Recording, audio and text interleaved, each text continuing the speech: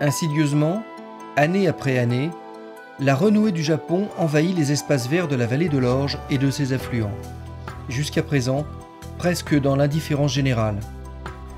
Alors c'est une grande plante qui est plus haute que nous et qui a été introduite au XIXe siècle pour des raisons ornementales et qui a la particularité de s'étendre par la ramification de ses rhizomes. Les rhizomes, ce sont des tiges souterraines. Sous ces peuplements, quand ils sont très denses, eh bien, il ne pousse plus rien, mais rien du tout. Si les graines sont heureusement stériles, la propagation de cette plante peut se faire à partir d'un seul petit morceau de rhizome transporté d'un site à un autre à la faveur de chantiers d'aménagement ou de déchets de tonte.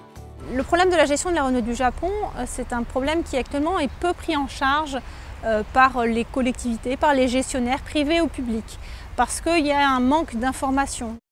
Dès qu'on travaille sur, on va dire, sur des bassins versants où il y a différents partenaires au niveau des cours d'eau, des affluents et tout, si on va dire par exemple le syndicat de la vallée de l'Orge qui reçoit on va dire tous les effluents de ce bassin versant est le seul à travailler, et si les autres partenaires la fauchent n'importe comment, la laissent partir avec le courant, nous ce qu'on fait en bas ça ne servira à rien parce qu'on aurait de la renouée qui viendrait d'en haut. Les gestionnaires ne connaissent pas cette plante, ne savent pas forcément qu'elle est invasive.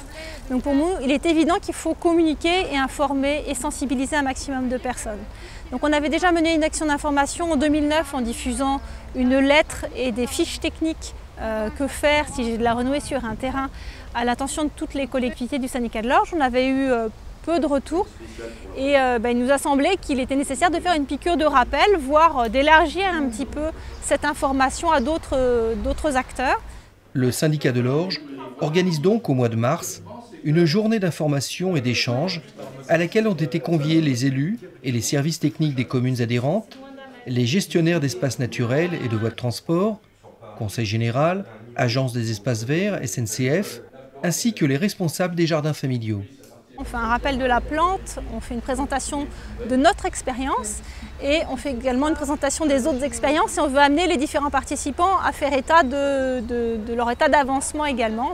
Donc au cours de cette journée, on a eu pas mal de discussions et on a eu des retours, des gens qui nous ont dit « j'ai entendu des gens faire telle technique, ça marche pas, etc. » Et donc nous, à terme, ce qu'on propose aux différents participants, c'est de constituer un groupe informel, mais qui serait une espèce de plateforme d'échange de toutes les informations, pour qu'on ne fasse pas des doublons d'essais par exemple, ou bien pour qu'on puisse proposer une solution, non pas clé en main, parce que rien n'est clé en main avec la renouée, mais une solution qui a marché dans tel contexte.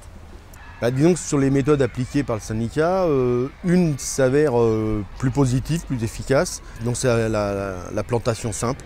Donc c'est bêchage du sol, ramassage du maximum de rhizomes possible, et plantation dense, 4 plants au mètre carré, et donc après systématiquement un passage par mois d'arrachage sur les sites.